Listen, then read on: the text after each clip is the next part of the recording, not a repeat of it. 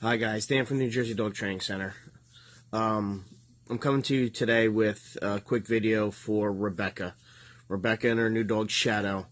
We're having issues with getting them to socialize appropriately when they're in their house together. So, I was trying to type out a nice little information to you, but Facebook kept on, dropping off and erasing all my writing. So after 3 times attempting to write, I'm just going to do a video for you to make it a little bit easier. So what we need a dog that has a desire for a reward. We need a dog to understand marker words. And we need to be able to communicate and control the dog through leash and collar. All right? Preferably a correction collar. We recommend the Hermspringer prong collar. But if you want to use a slip leash, you can do that, or you can do remote e-collar if you're at that level or not. So, desensitizing a dog to a item or person or another cat, dog, vacuum cleaner, child, garbage can, anything pretty much. You need to show the dog your confidence and teach the dog that it can trust you to keep it safe. Okay? If you can't get that down, Pat, you're always going to have issues with reactivity with your dog. Meaning the dog sees something and reacts instead of looking up to you for advice and say, okay, can you help me with this situation because I'm not sure about what that item is or how to go about getting around or moving or living with that item. So, you need to be an authoritative figure in their life that has enough leadership and respect that they look up to you and say what you mean, what you say is what you mean, and you will do what you need to do to keep me safe. And I have to listen to that. Now, by saying that doesn't mean you need to be a bully and punish everything they got. Okay. I'm going to put a little video up after this, and you're going to see what I mean. You need to be able to correct the inappropriate focus from your dog to the item. And when they stop focusing on that item, you need to mark and reward it. Now, that focus and distraction that the dog has to the item could be, just a glance or a sniffing of the nose. That's the start of it. Once the dog gets in trouble with their eyes, ears, and nose, we need to snap them out of it and say, hey, we don't like that behavior. We want you just to look at us. And when you look at us, we're going to say yes. We're going to mark and reward with our food. Okay? See what I'm saying? If you don't have a food-motivated dog, it's not going to work too well. Okay? Your pet and petting the dog to get a reward is not that demanded by the dog. The dog will not have that much joy to receive that reward of affection compared to the food or toy. So, what we need to do is slowly get this dog to stay focused and attention on you in a very sterile environment, meaning inside your house. All right? Then slowly get further and further out into where all these distractions are. If your dog can't handle the distraction, you need to get away from it and practice the basics of keeping the dog focused on you before you can even challenge the dog with this distraction. I hope this video and everything comes out well and makes sense to you guys. So, you'll see in the video that I am using Bailey, which is a young puppy, Labrador Retriever. All right. We are working on a lot of healing back and forth to keep the dog's focus and attention on us. Sometimes he'll get distracted and start sniffing the ground, thinking that we might have dropped food. So what we do is we just pop a little correction, leave it alone, pay attention to us, he pays attention to us, we get happy, all right? The smell of food, we mark that we like it, the food comes out, we get happy, we get excited, our body language changes, our tone of voice changes. It goes up in a higher octane to make it sound like we're really happy. And we just keep the dog focused on us, all right? When the dog gives us what we like, we give them the joy of us being so happy and excited that they're working so hard for us. So you'll see that in the video. You'll see that I take slow steps to get this dog used to being around another dog. If you just let your dog have freedom to do whatever it wants and pounce and jump and climb on the other dog might not like that, right? The dog might react, and when the dog reacts, your new puppy or your dog that you're working on will get nervous, and we don't want a nervous dog. We want a dog that's interested and curious, and we want to socialize them together safely, and we want it to end on a good note, okay? Even if the socialization was only a brief, 5 or 6 second smell. Good job, all done, all right? And you take them away from each other, all right? Get the focus and attention back on you, and then try another greet, all right? If we're doing animals, recommendation is when you do the greet, you greet towards the rear of the dog, okay? Head on, eye contact, eye focus together is very competitive in the animal world. So you approach from the rear, you let your dog sniff from the rear on your release of saying, okay, go ahead and say hello. And that becomes a norm. You can set that up for even people, right? You sit your dog, somebody comes and meets you, you should greet that person, shake their hand, hey, how you doing?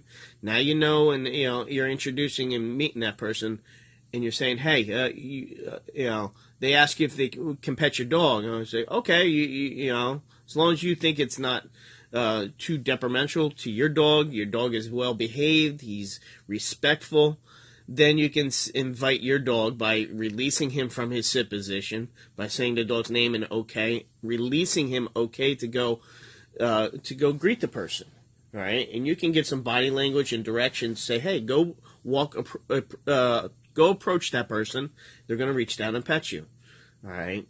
If your dog gets too amped up and excited, you can take him away. Say, okay, enough. Take him away. Put him in the sit position. Let them calm down. Or even lay them down. If they chill out, if they go in a down position, well, great. So I don't want to make this too much longer. You'll see in the video that I pop little quick corrections. All right, knock it off. Pay attention to me. Leave it alone. Okay. You got to be very sensitive with these correction collars. You got to use them appropriately. You can't overcorrect the dog. You got to give it a little correction. He breaks focus on that item.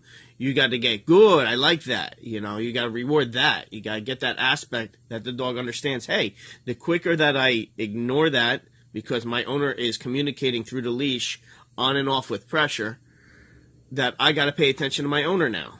All right? And when you get a dog that understands that, you can get this dog to be socialized with pretty much anything. All right?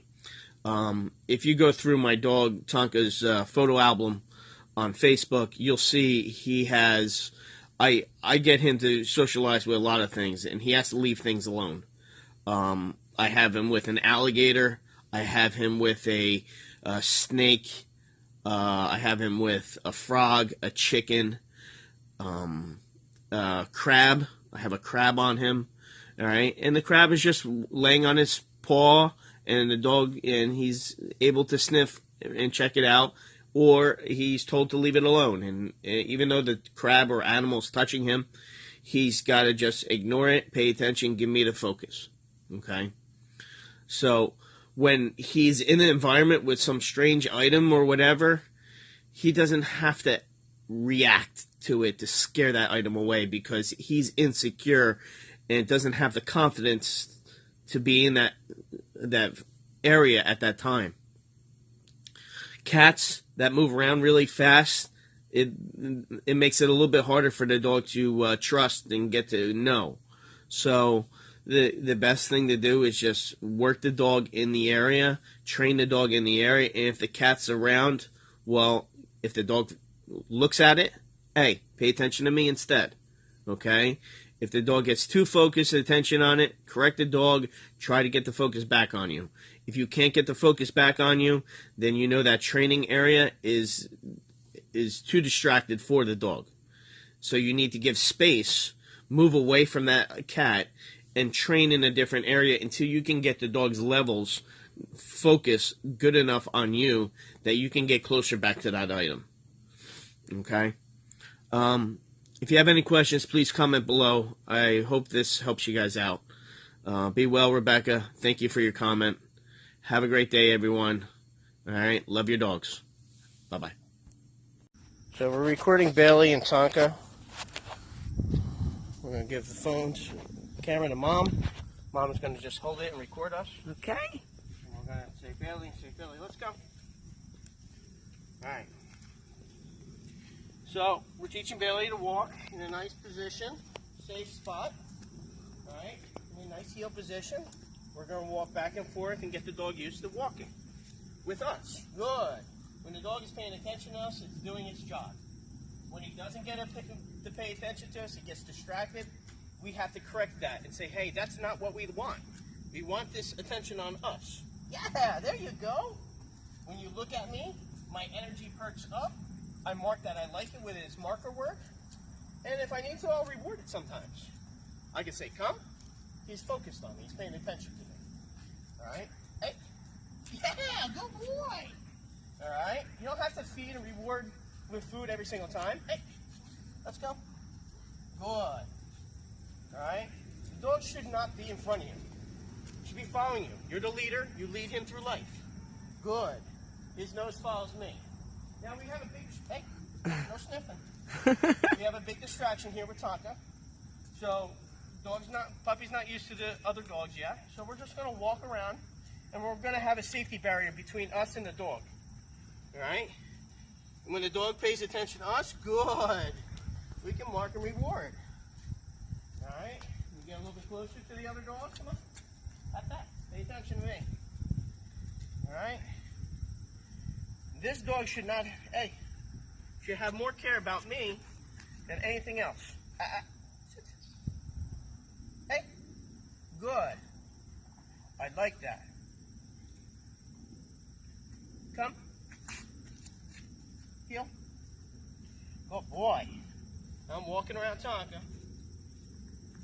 And Tonka's not allowed to engage. She's not allowed to sniff or check out.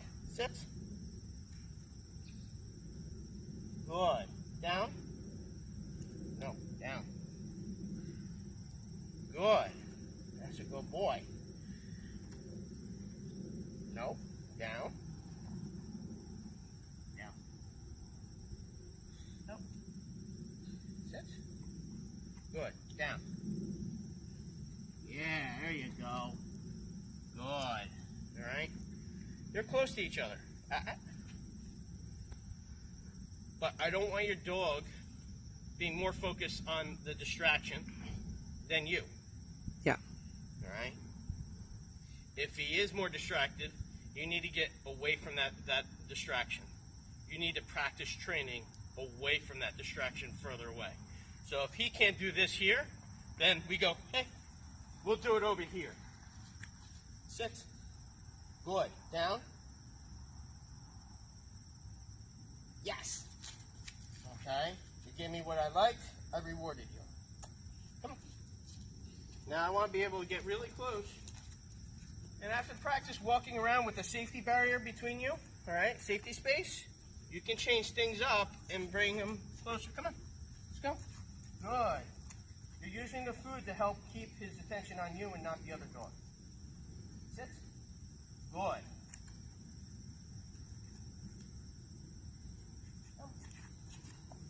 Yeah, you're such a puppy. Now I switched it up. I said, let's go. I'm walking the opposite direction. Nope.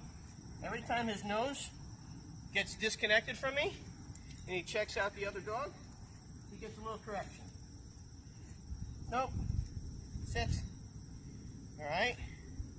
When I know the dog is being respectful enough and not demanding the smell or demanding the focus and attention on the distraction, then I will allow the dog on my terms to go ahead and take a sniff and say hello. Okay? Yeah, I know. Let's go. Come on. You're being good. So I'm going to say, hey, okay. Go say hi. Go say hi. No, down. Down.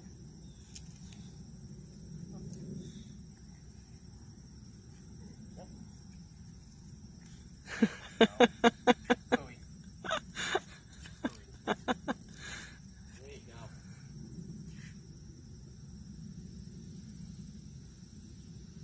Now I'm going to end it. Come on. Good. Take a little sniff. Don't let them dogs get into a play session. Alright? Socializing dogs together is not to play. It's just to get them to say, hey, who are you? What are you? Let me take a sniff and move on. Alright? Come on. Good boy. Alright? Them getting too amped up and riled up is not going to help the dogs learn how to behave around each other. Alright? There's a time and place for play. Alright? Socialization like this is not play session. Alright? Once the dog gets too amped up and excited, we end it. Good. Good boy. Ellie. Ellie. Yes! I know. That was awesome, right?